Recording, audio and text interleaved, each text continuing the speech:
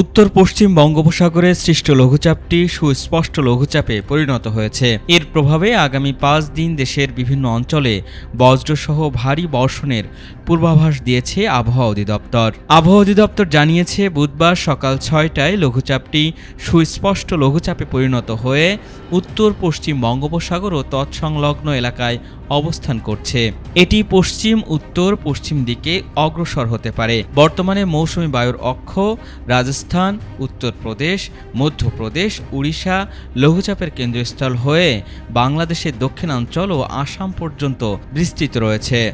মৌসুমী বায়ু বাংলাদেশের ওপর সক্রিয় এবং উত্তর বঙ্গোপসাগরে প্রবল অবস্থায় রয়েছে।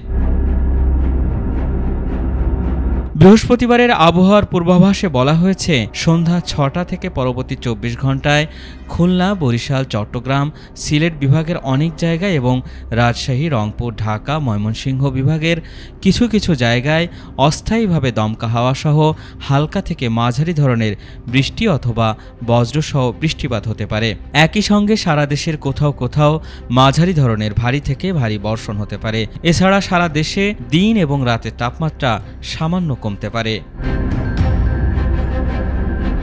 এছাড়া আগামী কয়েকদিনের আবহাওয়ার পূর্বাভাসে বলা হয়েছে, শুক্রবার সন্ধ্যা ৬টা থেকে পরবর্তী ২৪ ঘন্টায় রংপুর, ময়মনসিংহ ও সিলেট বিভাগের অনেক জায়গায় এবং রাজশাহী, ঢাকা, খুলনা, বরিশাল ও চট্টগ্রাম বিভাগের কিছু কিছু জায়গায় অস্থায়ীভাবে দমকা হাওয়াসহ হালকা থেকে মাঝারি ধরনের বৃষ্টি অথবা বজ্রসহ বৃষ্টিপাত হতে পারে। একই সঙ্গে সারা দেশের কোথাও কোথাও মাঝারি ধরনের ভারী থেকে ভারী বর্ষণ হতে পারে।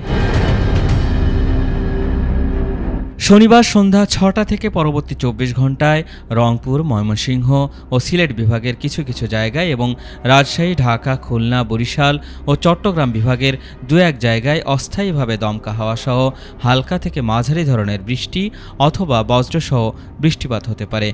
একই সঙ্গে সারা দেশের কোথাও কোথাও মাঝারি ধরনের ভারী থেকে ভারী বর্ষণ হতে পারে। এছাড়া সারা দেশে দিন এবং রাতের তাপমাত্রা প্রায় অপরিবর্তিত থাকতে পারে বলে জানিয়েছে আবহাওয়া অফিস। আল ইমরান, ATN বাংলা, ঢাকা।